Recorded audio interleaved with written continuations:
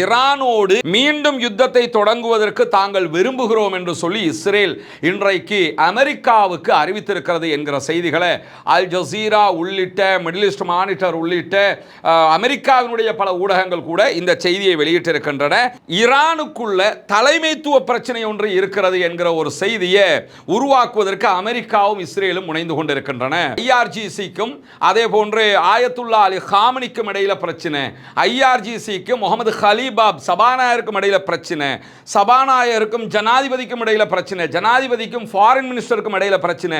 இந்த மாதிரியான செய்திகளை ஒவ்வொரு நாளும் கிளப்பி விட்டுக்கிட்டே இருக்கிறாங்க. அமெரிக்காவுடனான பேச்சுவார்த்தைகளை தொடங்குவதற்கான அடுத்த கட்ட படிமுறையாக இன்றிரவு ஈரானுடைய ஃபாரின் மினிஸ்டர் அப்பாஸ் அராக்சி அவர்களுடனான ஒரு குழு பாகிஸ்தானை நோக்கி பயணப்படுகிறது.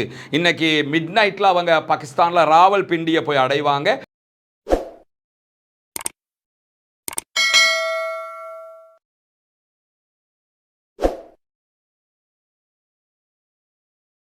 அன்பிற்கினிய சகோதர சகோதரிகளே, நம் அனைவர் மீதும் ஏக இறைவனுடைய அமைதியும் கருணையும் உண்டாகட்டுமாக என்கிற உயரிய பிரார்த்தனைகளோடு பாலஸ்தீன மீதான இஸ்ரேலிய ஆக்கிரமிப்பு இராணுவத்தினுடைய ஆக்கிரமிப்பு தாக்குதல்கள் 2 ஆண்டுகள் தொடர்ந்த நிலையில் ஒரு யுத்த நிறுத்தம் ஏற்பட்டு இன்றோடு 196வது நாட்களை நாம் கடந்து கொண்டிருக்கக்கூடிய இந்த சூழலில் ஒரு நாள் விடாமல் யுத்த நிறுத்த மீறலில் இஸ்ரேலிய ஆக்கிரமிப்பு படைகள் தினம்தோறும் ஈடுபட்டு வருகிறார்கள். காசா அப்பாவிகள் மீதான தாக்குதல்களை தொடர்ந்து கொண்டே இருக்கிறார்கள். இந்த நிலையில் இன்றும் காசா அப்பாவிகள் மீது இஸ்ரேலிய ஆக்கிரமிப்பு ராணுவம் நடத்தி இருக்கக்கூடிய தாக்குதல்களில் 3 அப்பாவிகள் கொல்லப்பட்டிருக்கிறார்கள், ஷஹீதாகி இருக்கிறார்கள் என்கிற தகவல்களை காசாவினுடைய சுகாதார அமைச்சகம் வெளியிட்டிருப்பதை நம்ம பார்க்க முடிகிறோம். அதே நேரத்தில் காசாவில் இருக்கக்கூடிய பாலஸ்தீனர்கள் குறிப்பாக தைர் அல் பலா பகுதிகளில் 2005ஆம் ஆண்டுக்கு பிறகு முதல் தடவையாக ஒரு தேர்தல் நடைபெற இருக்கிறது. மாநகராட்சிக்கான தேர்தலாக அந்த தேர்தல் அறிவிக்கப்பட்டிருக்கக்கூடிய சூழலில் அந்த தேர்தல் விகிதாச்சார பிரதிநிதித்துவ அடிப்படையில் நடைபெற இருக்கிறது. விகிதாச்சாரம்னா இலங்கையில் நடக்கிற மாதிரி நினைச்சுக்கிறங்க, தொகுதிவாரி தேர்தல் முறைனா இந்தியாவில் நடக்கிற மாதிரி நினைச்சுக்கிறங்க. இலங்கையில் நடக்கிற தேர்தல்களில் விகிதாச்சார ரீதியில் போட்டியிடும் போது சிறுபான்மையாக இருக்கக்கூடிய முஸ்லிம்கள் உள்ளிட்ட மக்களுடைய பிரதிநிதித்துவத்தை அதிகரித்துக் கொள்வதற்கு அது வாய்ப்பாக அமையும். அதுதான் விகிதாச்சார பிரதிநிதித்துவம் என்று சொல்லுவாங்க. இந்த தொகுதிவாரி பிரதிநிதித்துவம்ங்கிறது இப்போ தமிழ்நாட்டில் நடந்திருக்கக்கூடிய தேர்தலெல்லாம் எடுத்துக்கிட்டீங்கன்னு சொல்லி சொன்னால் அந்த தேர்தல்கள் ஒரு தொகுதி வாரியாக நடத்தப்படும். அதில் தனிச்சு நின்னெல்லாம் ஜெயிக்க முடியாது. ஒரு நாங்கள் முஸ்லீம் கட்சி அப்படின்லாம் தனியாக நின்று ஒரு தொகுதியையே வென்றெடுப்பது என்பது அசாத்தியம். ஆனால் நம்ம நாட்டில் அப்படி கிடையாது. நம்ம நாட்டில் சாதாரணமாக வெல்ல முடியுற ஒரு நிலை இருக்குது. இந்த ரெண்டுக்குமே ஒரு பாரிய வித்தியாசம் இருக்குது. ஜெர்மன் ஜனநாயகம் அதே போன்று பிரிட்டன் ஜனநாயகம் என்கிற 2 அடிப்படையில் தான் இது பிளவுபடுகிறது. இந்த அடிப்படையில் காசாவில் நடைபெறக்கூடிய தேர்தல் விகிதாச்சார தேர்தல் முறைமையில் தான் நடைபெற இருக்கிறது. இந்த தேர்தல் ஏப்ரல் 25 நாளைய தினம் சனிக்கிழமை தைர் அல் பலாவில் நடைபெற இருக்கிற அதே நேரத்தில் இந்த தேர்தலில் 12 வாக்குச்சாவடிகள் ஏற்படுத்தப்பட்டிருக்கிறது. கிட்டத்தட்ட 70,000 சகோதரர்கள் இதிலே வாக்களிக்கிறார்கள். இந்த தேர்தலை நடத்துவதனுடைய ஒரு முக்கியத்துவம் இருக்குது. என்னன்னு கேட்டால் வெஸ்ட் பேங்க்ல இருக்கக்கூடிய வெஸ்ட் பேங்கை ஒரு தனி பகுதியாகவும் காசாவை ஒரு தனி பகுதியாகவும் பிரிப்பதற்கு இஸ்ரேல் பலத்த முயற்சிகளை செய்து வரக்கூடிய நேரத்தில் பாலஸ்தீனம் என்கிற ஒருங்கிணைந்த பகுதிகளுக்குள்ளாகத்தான் இந்த தேர்தல் நடத்தப்படுகிறது. எனவே இது காசாவையும் வெஸ்ட் பேங்கையும் பிரிக்க முடியாத ஒரு சூழலை உருவாக்குகிறது. ஒரு சிறப்பான திட்டம் என்பதிலும் எந்த மாற்று கருத்தும் கிடையாது. பாலஸ்தீன விடுதலை அமைப்பினர் இதில் நேரடியாக போட்டியிடவில்லை.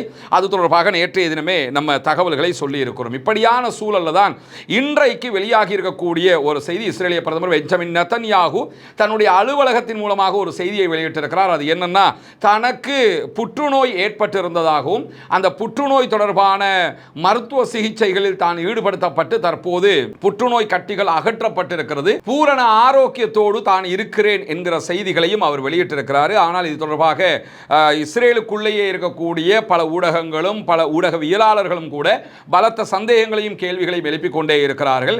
இஸ்ரேலிய பிரதமருக்கு இந்த நோய் கண்டறியப்பட்டது பல நெடுங்காலமாகிவிட்டது. ஆனால் திடீரென இப்போ எல்லாமே குணமாயிடுச்சுன்னு சொல்றாரு. எனவே பிரதமருடைய மருத்துவ சிகிச்சைகள் தொடர்பான தரவுகள் வெளியே விடப்பட கொள்ளப்பட வேண்டும். அப்பதான் நாங்கள் இதை முழுமையாக புரிந்து கொள்ள முடியும் என்கிற கோரிக்கைகள்லாம் விடுக்கப்படுகிறது.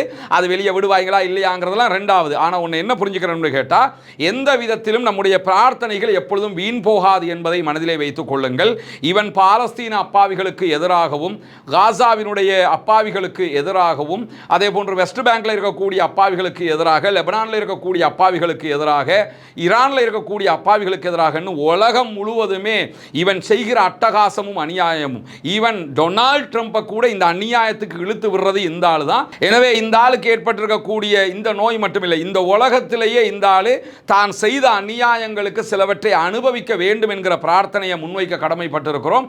அதே நேரத்தில் மறுமையிலும் கண்டிப்பாக இவன் அல்லாஹ்விடத்திலே தப்ப முடியாது செய்கிற அநியாயங்களுக்காக. இப்படியான ஒரு சூழல்ல தான் தெற்கு லெபனானில் இருக்கக்கூடிய வீடுகள், கட்டிடங்களில் இருந்து தொடர்ந்து இஸ்ரேலிய ஆக்கிரமிப்பு இராணுவத்தைச் சேர்ந்தவர்கள் பல பொருட்களை திருடிக்கொண்டு செல்கிறார்கள் என்று இஸ்ரேலை தளமாக கொண்ட ஹெரேட்ஸ் செய்தி பத்திரிகை ஒரு முக்கியமான தனித்துவமான ஆர்டிக்கலை வெளியிட்டிருப்பதை நம்ம இன்னைக்கு பார்க்க முடியும்.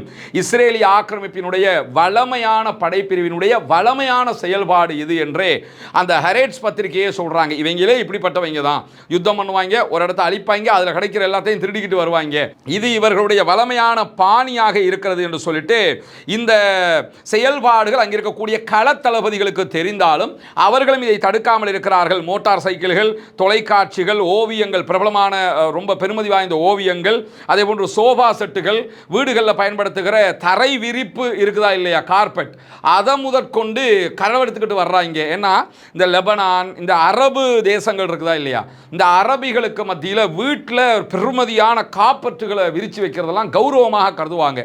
அரபு நாடுகள், இப்போ நம்ம எல்லாம் நம்ம ஊரில் பள்ளி வாசல்களுக்கு தான் பெரிய பெரிய கார்பெட் எல்லாம் போட்டிருப்போம். வீடுகளுக்கு பெரும்பாலும் கார்பெட் நம்ம போட மாட்டோம், குறைவாக ரேராக அது பண்ணுவோம். ஆனால் அரபு நாடுகள் எடுத்துக்கிட்டிங்கன்னா பெருமதியான கார்பெட்டுகளை வீடுகளுக்கு போட்டு அதையே ஒரு பெரிய அலங்காரமாக பண்ணிக்கிட்டு இருப்பாங்க. அதையெல்லாம் திருடிக்கிட்டு, ஏன் அதை திருடிக்கிட்டு போகிறாங்க, அதெல்லாம் சின்ன மேட்ரு தானே நினச்சிடாதீங்க, ரொம்ப பெருமதியாக இருக்கும் அந்த கார்பெட்டுகள் எல்லாம். இவ்வளவு சீப்பாக இவர்கள் கேவலமாக நடந்து கொண்டிருக்கிறார்கள் என்கிற தரவுகளும் இன்றைக்கு வெளியாகி இருக்கக்கூடிய சூழலில் தான் ஈரானோடு மீண்டும் யுத்தத்தை தொடங்குவதற்கு தாங்கள் விரும்புகிறோம் என்று சொல்லி இஸ்ரேல் இன்றைக்கு அமெரிக்காவுக்கு அறிவித்திருக்கிறது என்கிற செய்திகளை அல் ஜசீரா உள்ளிட்ட, மிடில் ஈஸ்ட் மானிட்டர் உள்ளிட்ட அமெரிக்காவினுடைய பல ஊடகங்கள் கூட இந்த செய்தியை வெளியிட்டிருக்கின்றன. இஸ்ரேலும் அமெரிக்காவும் ஈரானுக்கு எதிரான போரை மீண்டும் விரைவாக தொடங்குவதற்கும் வாய்ப்பு இருக்கிறது என்று இந்த செய்திகள் சொல்லப்படுகிறது. ஆனாலும் மேலதிகமாக ஒரு இடைச்சல்கள் செய்தியாக வெளிவருகிற செய்திகள் என்னன்னா, இஸ்ரேல் இந்த யுத்தத்தை தொடங்குறதுக்கு விரும்பினாலும் அமெரிக்கா விரும்பல. ஏன்னா அமெரிக்காவினுடைய ஆயுத தட்டுப்பாடு மிகப்பெரிய பிரச்சனையாக அமெரிக்காவுக்கு மாறி இருக்கிறது. அதே நேரம் இந்த யுத்தத்தில் வாங்கின அடி மிகப்பெரிய பிரச்சனையாக மாறி இருக்கிறது.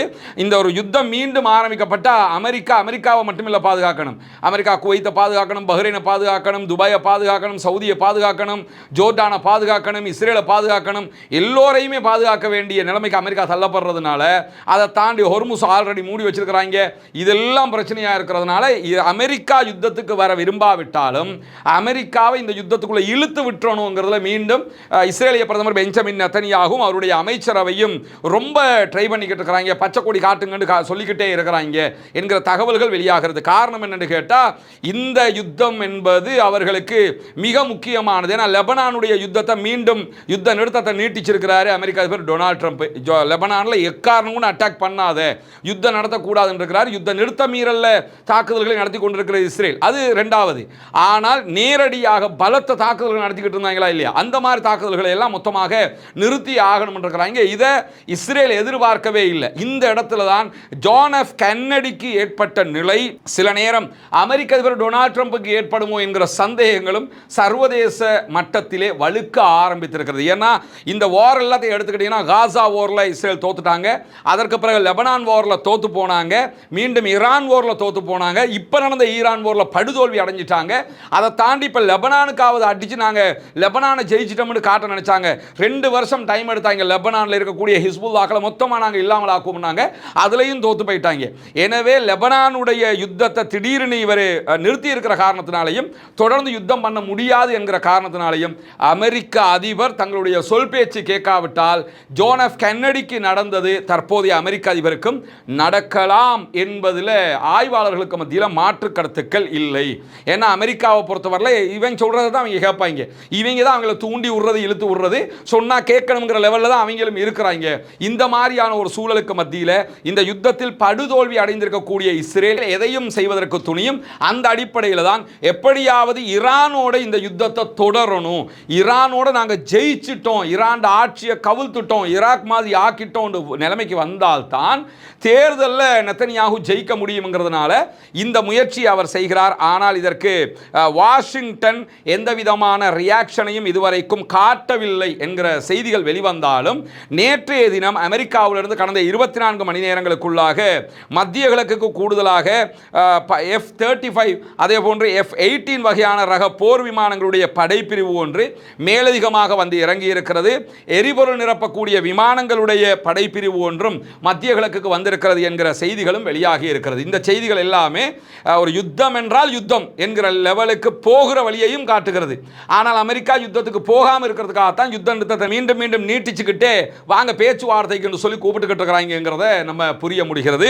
தொடர்ந்தும் என்ன நடக்க போகிறது என்பது ஒரு பரபரப்பான சூழலாகவே மாறி இருக்கக்கூடிய சூழலில் தான் ஈரானுக்குள்ள தலைமைத்துவ பிரச்சனை ஒன்று இருக்கிறது என்கிற ஒரு செய்தியை உருவாக்குவதற்கு அமெரிக்காவும் இஸ்ரேலும் முனைந்து கொண்டிருக்கின்றன. ஐஆர்ஜிசிக்கும் அதே போன்று ஆயத்துல்லா அலி ஹாமனிக்கும் இடையில பிரச்சனை, ஐஆர்ஜிசிக்கும் முகமது ஹலீபாப் சபாநாயகருக்கும் இடையில பிரச்சனை, சபாநாயகருக்கும் ஜனாதிபதிக்கும் இடையில பிரச்சனை, ஜனாதிபதிக்கும் ஃபாரின் மினிஸ்டருக்கும் இடையில பிரச்சனை.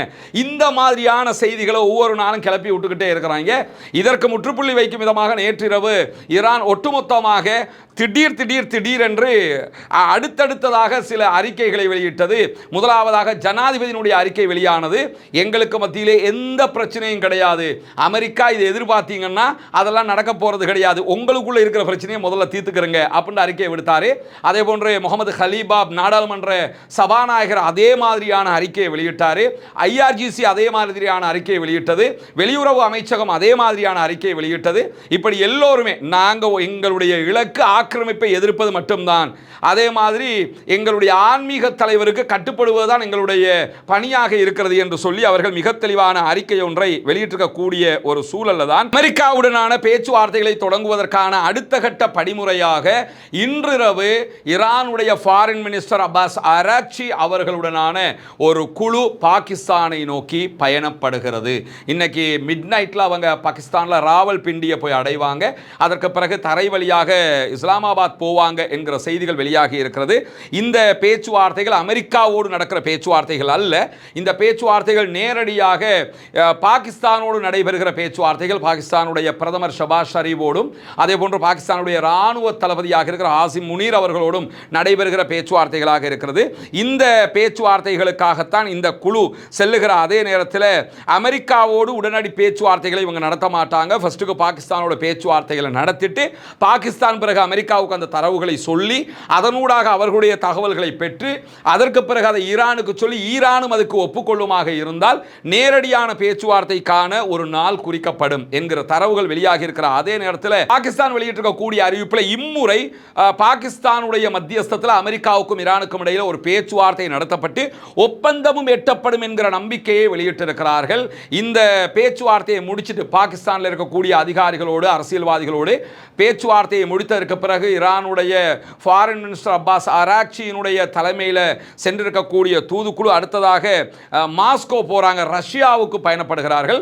ரஷ்யாவில் ரஷ்ய அதிபர் விளாடிமிர் புதின் உள்ளிட்ட பல முக்கியஸ்தர்களை சந்தித்து பேச்சுவார்த்தை நடத்தியதற்கு பிறகு நேரடியாக அவங்க ஓமானுக்கு வர்றாங்க. ஓமானில் மஸ்கட்டில் ஓமானுடைய மன்னரை சந்திக்கிறார்கள். அதே போன்று ஓமானுடைய ஃபாரின் மினிஸ்டரை சந்திக்கிறாங்க. மேலதிகமாக பேச்சுவார்த்தையிலாம் ஈடுபடுறாங்க என்கிற செய்திகளும் வெளியாகி இருக்கக்கூடிய சூழல்ல சுவிட்சர்லாந்து இன்றைக்கு ஒரு முக்கியமான அறிவித்தலை விடுத்திருக்கிறார்கள்.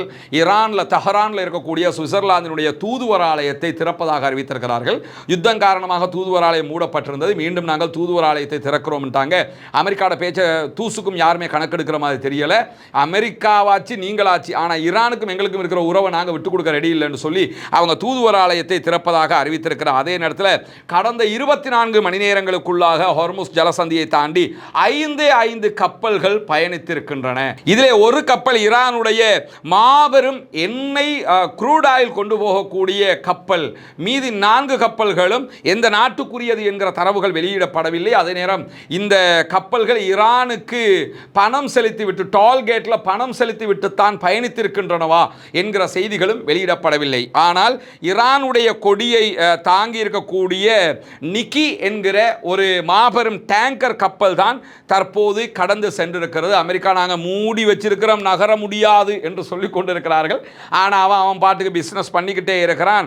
குறிப்பாக கெப்லர் பகுப்பாய்வு தளம் வெளியிட்டிருக்கக்கூடிய தரவுகளையும் மரைன் டிராபிக் தளம் வெளியிட்டிருக்கக்கூடிய தரவுகளையும் இந்த செய்திகளை நம்ம பார்க்க முடியும். 1.5 மில்லியன் பேரல்களை ஏற்றுக்கொண்டு செல்லக்கூடிய ஒரு மாபெரும் டேங்கர் தான் போயிருக்கிறது என்கிற செய்திகள் வெளியாகி இருக்கிற அதே நேரத்தில் இன்றைக்கு இன்னும் ஒரு முக்கியமான செய்தி வெளியாகி இருக்கிறது. அது என்னன்னா, உக்ரைனுடைய அதிபர் ஜெலன்ஸ்கி சவுதி அரேபிய தலைநகர் ரியாதை வந்தடைந்திருக்கிறார். ரியாதில் சவுதியினுடைய பட்டத்து இளவரசரும் பிரதமருமாக இருக்கக்கூடிய முகமது பின் சல்மான் அவர்களை சந்தித்து அவர் பேச்சுவார்த்தை நடத்த இருக்கிறார் என்கிற செய்திகள் வெளியாகி இருக்கிறது. குறிப்பாக இந்த பேச்சுவார்த்தைகள் பாதுகாப்புக்கு உத்தரவாதம் அளிக்கக்கூடிய உக்ரைன் தொடர்பான பேச்சுவார்த்தைகள் என்று சொல்லப்படுகிறது. இது எப்படி இருக்குன்னு கேட்டால், அந்த ஏற்கனவே அமெரிக்காவை நம்பி அடி வாங்கிட்டு தன்னையே பாதுகாக்க முடியாத உக்ரைனிடத்தில் சரணடைகிறது சவுதி அரேபியாவும் அரபு நாடுகளும் என்பதை நம்ம பார்க்க முடியும். ஏற்கனவே விளாடிமிர் புட்டின் என்ன பண்றாருன்னு கேட்டால், ரஷ்யாவுக்கும் உக்ரைனுக்கும் இடையில இத்தனை ஆண்டு காலம் சண்டை நடைபெற்று வருகிறது. உக்ரைனுடைய 20% மேற்பட்ட நிலப்பரப்புகளை ரஷ்யா கைப்பற்றி இருக்கிறது. தொடர்ந்து அடிக்கு மேல் அடி அடிக்கிறாங்க. கடந்த வாரம் கூட மிக கடுமையான தாக்குதல்களை நடத்தியிருந்தது உக்ரைன் மேல ரஷ்யா. தாக்குதல்களை சரி என்று நம்ம ஒரு நாளும் பேச வரல. உக்ரைன் மீதான ரஷ்ய தாக்குதல்களும் நிறுத்தப்படணும்.